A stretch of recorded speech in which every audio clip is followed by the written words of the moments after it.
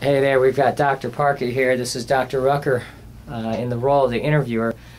I'd like to bring up a topic with Dr. Parker regarding celebrities and cancer. I personally have a distinct interest in celebrities and cancer, and I'd like to ask Dr. Parker a couple questions about celebrities who had cancer. And the reason I want to ask you this question is I feel like celebrities have the ability to have the best treatments in the world of cancer treatment. And what I like to ask Dr. Parker is to list a couple of celebrities he has on this list and some of their outcomes and what they faced. So, Dr. Parker, who comes to mind as a celebrity that's had a cancer diagnosis and what was the outcome?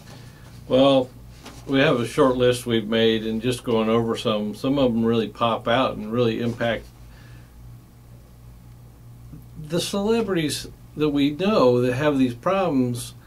Have the access to the most cutting-edge current processes of dealing with cancer in the United States through allopathic medicine. Yet, when you look at their decline in their lifestyle, their decline in how they were functioning, the declining health, it shows you, and especially in my mind, how little progress we've really made in the allopathic model in waging a war against cancer. So when we look, Peter Jennings, 2006, he started chemo. He died a few months later. He was a former smoker, and he stopped in 1988. There is definitely genetic triggers that you can drive. And smoking, I'm going to just tell you right now, is one of them. Farrah Fawcett, September 2006, she was diagnosed. May 2007, recurred in her cancer despite chemo. She died in June 2009.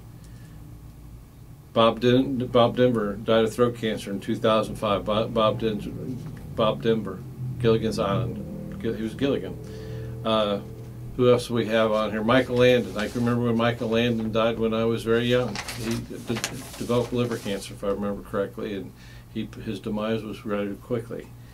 Here's one, Anne Bancroft. She died of uterine cancer in 2005 at the age of 73, from The Graduate. People remember her.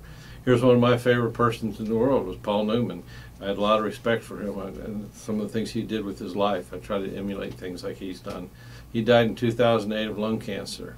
And then Smoking Joe Frazier. People of my age remember Joe Frazier, his big bouts with Muhammad Ali, yet his bout with liver cancer was very short-lived. He died in 2011 after that. And so what it really reflects on to me is the fact that people with all kinds of money and all kinds of power are still dying from this disease process, and the quality of their life is the decline. It really, really upsets me is how I can see we do so little to support improvements in people's function, and we think we're going to cut, burn, and poison our way out of this problem. And you can't do that and regain health. You have to do things to help build your systems up. I'm not saying there's not a time for those things, but what I'm saying is there needs to be supportive care to improve your functional health. Thank you. Well, Dr. Parker, I have a follow-up question to that important message. Let's say we combined all those celebrities that you just read to me. So I am celebrity X. I'm a famous person. I come to see you, and I'm one of those celebrities.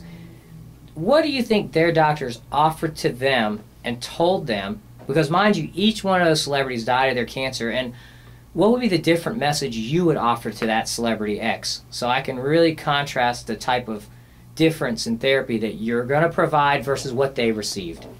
Well, one of the things I can tell you from experience seeing when people go through cancer is when they run the gamut of everything, the last thing the doctor says is, we've done all we can do, and it's in God's hands now.